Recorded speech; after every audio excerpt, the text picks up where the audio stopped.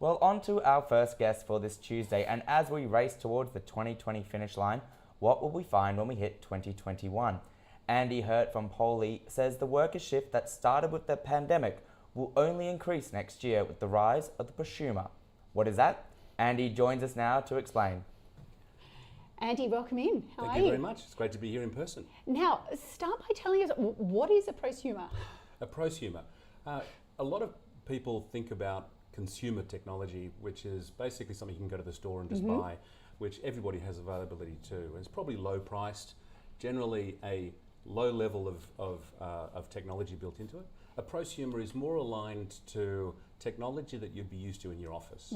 Something that has a lot more technology built in, a little bit higher price, but something that really adds value to what you're using it for. So on something like that, most people would go to their JB Hi-Fis to look for their retail goods. Does this require sort of specialist equipment? Is that what we're sort of talking about? It's more of a specialist conversation because some of the technology is a little bit higher priced, and you've got to realise why it is higher priced. And I'll give you an example.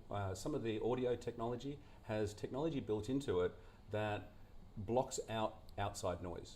So you could have a lawnmower in the background, or you could have a coffee machine going in the background. You won't hear that, or your person on the other end of the phone won't hear that. But it will be blocked out, and the technology in the device is doing that all for you. So the specialist would probably explain why you're going to be spending a little bit more for it.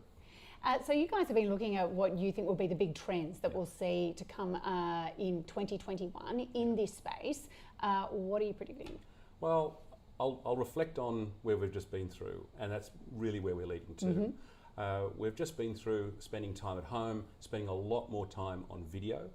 So the first subject is video. We're going to see a lot of people wanting better video quality, making sure that the camera is actually higher density, making sure that video experience is critical. And so we're going to see trends coming through, more devices that are going to give everybody in that prosumer type space the ability to have that experience at home or in the office, and that video is critical. What we're finding is that people are demanding that because they've been using it so much in the last 12 months. Moving forward, they're used to it now. They want to even explore it even further. This term hybrid working, where they're working from home or the office, previously it was remote working. You're in the office and you worked remotely. Now you're getting as much productivity at home as you did in the office, and the video experience is giving you that. So we're seeing that big trend. Is the video part important? I know certainly one of our bosses makes sure that if you are on a Zoom call, everyone's video has to be on, or else you're not really working remotely. Do you think video is part of that trust that is building, and that's what will enable the hybrid model? I think you'd know better than anybody. Being in front of the camera is very different from being behind the camera. And I think people in the last 12 months have actually experienced what it is like and how good it is to have that two-way communication visually as well as through audio. And I think that is something that we'll see a lot more people using, and that video on, as you talked about, I don't think I've been to a meeting lately where starting off by saying, everybody please unmute your video. Mute your audio for the experience, but make sure we can see you're interacting. And so that experience in unified communications is critical, and I think people are wanting that even more.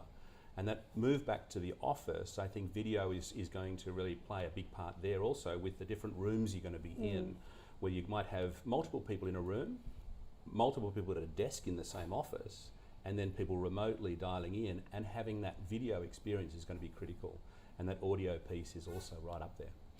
Look, we're hearing that the big trend is hybrid working, especially as we head into the new year. Does this actually present a greater challenge for companies as opposed to having everyone in the office or everyone at home? And what kind of practices do they need to put in place to ensure that it can all operate smoothly? I think it's at all levels of management. I don't think it's just at the worker level that people need to adapt and adopt to hybrid working. The term of hybrid working sometimes scares some managers because they're actually having to manage people remotely and know that they're being productive. What we're finding is that people have the ability to be able to measure output rather than input.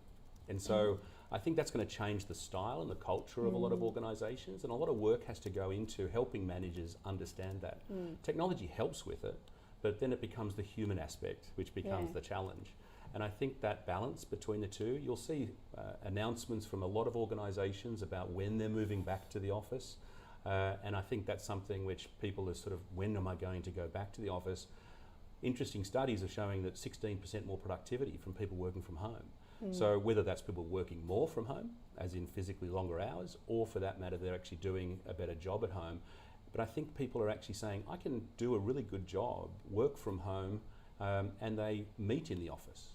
That's a different term that people are getting used to as well. And so that interaction piece is critical. And as we head into 2021, I know, as you said, companies will start to announce it. You know, I know Barangaroo Towers, where we are, has already gone, you know, everyone can come back, you're all welcome. And that's going to just increase by 2021.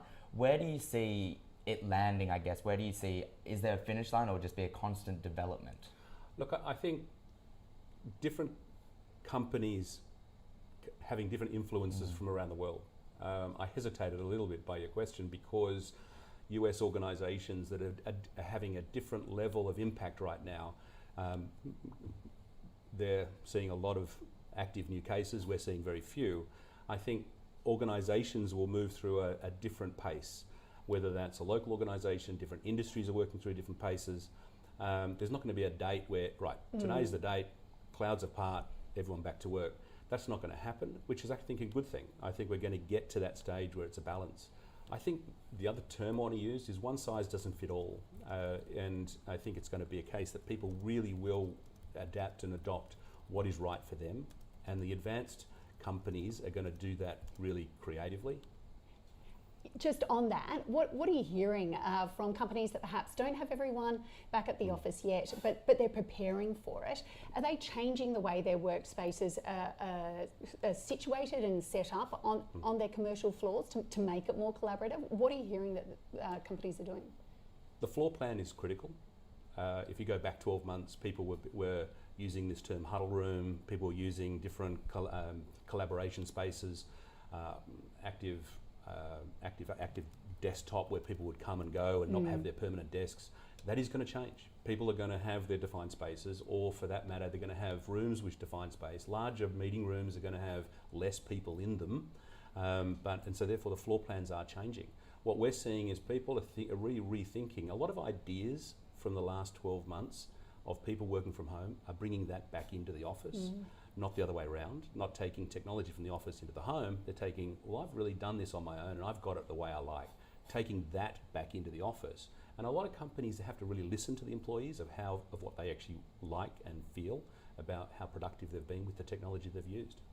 Well, Andy, thank you so much for joining us here on AusBiz and sharing your insights. Certainly we look forward to getting you back next year as we see this hybrid model rolling out. Look forward to it. Thanks, Thank you. Andy.